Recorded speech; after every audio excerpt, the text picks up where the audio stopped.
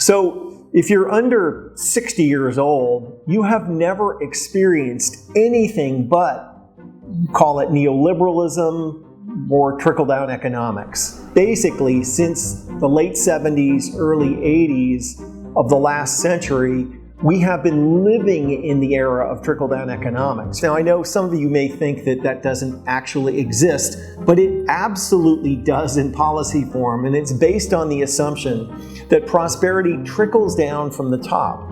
That if we simply cut taxes for the rich, deregulate corporations, and constrain the wage demands of workers, private investment will boom, innovation will flourish, and a rising tide will lift all boats. Trickle-down assumes that it is the wealth of the wealthy and their talent and risk-taking and job-creating that is the primary cause of growth. And it is only if and when we have growth that we can afford to widely share its benefits. In other words, a thriving middle class is the consequence of growth, not its cause.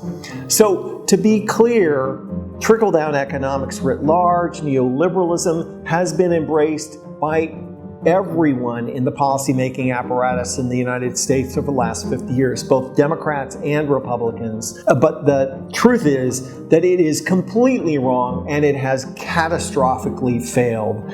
How do we know? Because we have witnessed a $50 trillion transfer effectively of wealth from the bottom 90% of Americans to the top 1% of Americans in those decades.